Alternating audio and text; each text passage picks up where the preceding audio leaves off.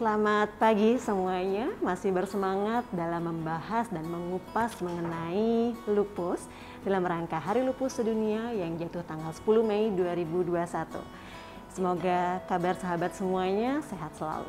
Dan pada segmen kali ini saya akan menghadirkan satu narasumber yang merupakan staf di Alergi Imunologi RSUP Sanglah, yaitu khusus bagian anak. Dan beliau juga adalah penanggung jawab di unit rawat jalan untuk alergi imunologi anak di RSUP Sanglah.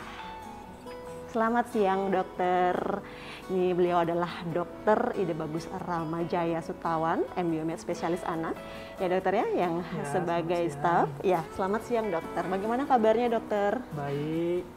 Sehat selalu. Ya.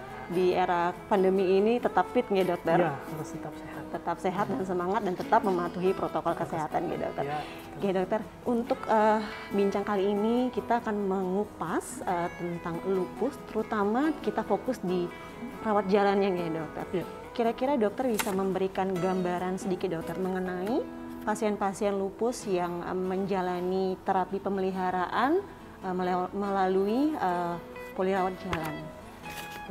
Baik ya, untuk pasien-pasien lupus pada anak ya, jadi memang jumlah pasien kita cenderung meningkat terus ya. Jadi kunjungan di poli rawat jalan di Rumah Sakit Sanglah Denpasar juga cukup banyak untuk pasien-pasien lupus ini. Walaupun di era pandemi ini kunjungan pasien juga tetap banyak. Berarti pesannya meningkat nggak dokter untuk rawat jalannya dokter? Ya. Dalam beberapa tahun ini kunjungan untuk pasien-pasien lupus ini cenderung lebih banyak ya, cenderung lebih banyak oleh karena kita lebih banyak bisa untuk dapat mendiagnosis, menemukan pasien-pasien seperti ini sehingga pasiennya pun lumayan banyak ya kunjungannya. Kalau kisaran dokter, kisaran kunjungan rawat jalan pasien lupus pada anak yang datang ke poli rawat jalan atau ke poliklinik alergi imunologi RSUP Sanglah, kira-kira kisarannya berapa nggak dokter? Satu hari itu kunjungan di poli atau bagian rawat jalan Rumah Sakit Sanglah Denpasar, khususnya di poli alergi imunologi anak itu sekitar 15 sampai 25 pasien ya per hari kunjungan. Per hari kunjungan ya, sampai seperti 25 kisarannya ya dokter ya, cukup banyak. Jadi kami bukanya tiga dalam seminggu itu ada 3 hari ya, itu di hari Senin, hari Rabu dan hari Jumat. Berarti 3 hari cukup sering ya dokter ya, untuk dalam satu minggu ada 3 hari poli alergi imunologi itu bukannya dokter? Ya. Ya dokter, kira-kira dokter kita bisa cerita sedikit dokter, apakah pasien yang mendapatkan pengobatan di rawat jalan dan rawat inap itu berbeda nggak sih dokter? Untuk perawatannya, artinya untuk perawatannya sih sama saja ya. Artinya lupus itu kita bisa bedakan, sebenarnya kita bisa bedakan ada yang ringan, ada yang ringan sedang, ada yang berat ya. Kalau umpamanya lupus yang dengan kriteria yang ringan sedang, yaitu proses diagnosisnya, kemudian proses terapi atau tata laksananya itu dilaksanakan ya rawat jalan ya, melalui rawat jalan. Namun pada kasus-kasus yang berat tentu dia akan memerlukan terapi yang lebih tinggi tingkatannya, jadi itu memerlukan rawat inap. Ya, seperti itu. Berarti memang ada perbedaan ya dokter ya, tergantung dari kondisi atau stage-nya dari lupus itu sendiri, kapan dia rawat jalan dan kapan dia rawat inap memang berbeda ya dokter. Yeah. Nah dokter, bagaimana dengan penggunaan atau BPJS dokter? BPJS pada pasien lupus pada anak itu berbeda nggak dokter dengan non BPJS dokter?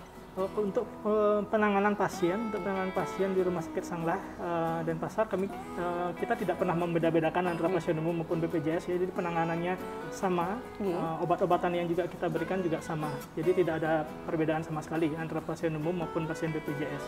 Nah, seperti itu. Tidak ada perbedaan ya dokter kesimpulannya. Nah, dokter, dari durasi dokter, misalnya pasien baru datang kemudian mendaftar sampai mendapatkan pelayanan, kira-kira durasinya berapa lama dokter?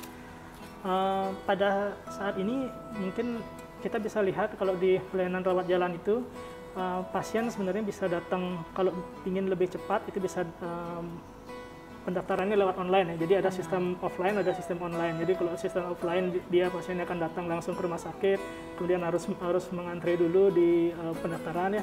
Ini mungkin memerlukan waktu yang lebih lama. Namun Rumah Sakit Sanglah sudah berinovasi ya, sehingga ada pendaftaran lewat online. Jadi pasiennya tinggal mendaftar lewat online, nanti rekam medisnya sudah langsung ke Poliana, sehingga waktu pendaftarannya juga lebih singkat.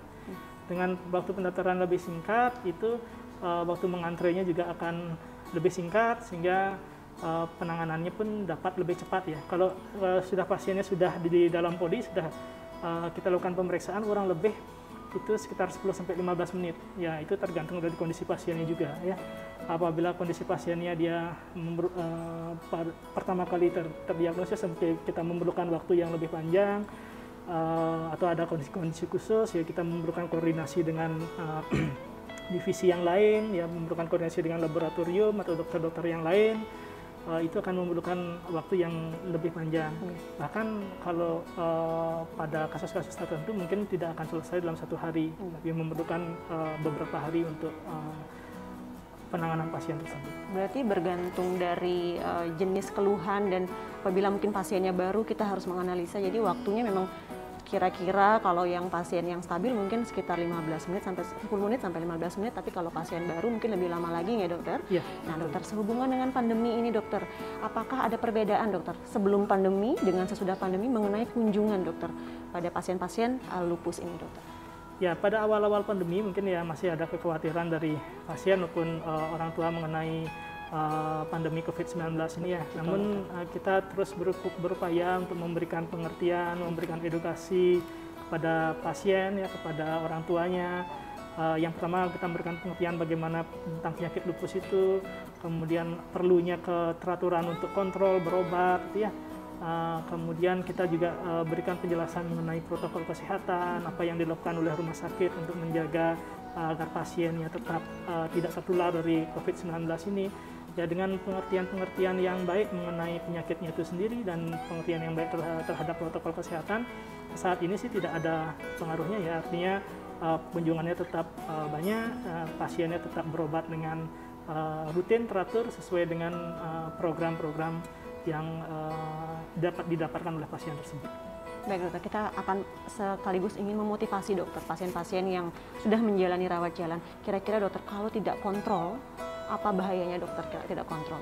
Ya, jadi penyakit lupus ini kan merupakan penyakit yang kronis ya, artinya penyakit yang memerlukan terapi dan pemantauan yang jangka panjang, sehingga apabila tidak rutin untuk kontrol itu akan dapat mempengaruhi keadaan penyakitnya. Jadi dia bisa akan lebih cepat untuk kambuh ya, kemudian akan bisa jatuh ke dalam kondisi yang lebih berat, sehingga malah akan dapat berbahaya bagi pasiennya itu ya.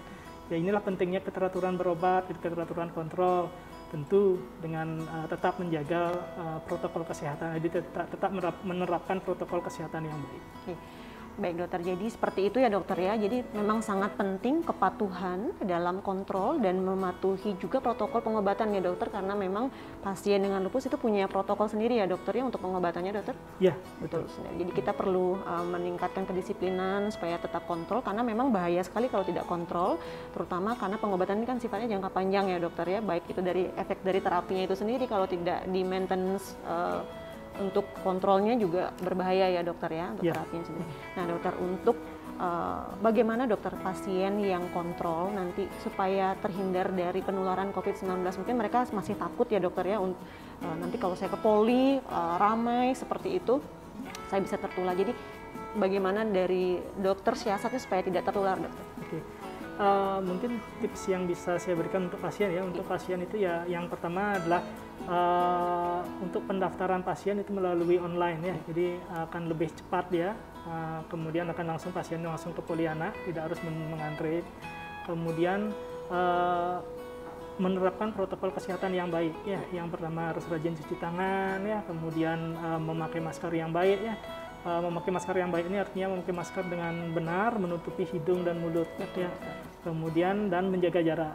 Kami juga di Rumah Sakit Sanglah juga sudah menerapkan ketiga hal tersebut. Jadi di ruang tunggu juga sudah diatur agar jaraknya cukup jauh ya, sehingga untuk mengurangi kemungkinan atau risiko penularan dari COVID-19 ini.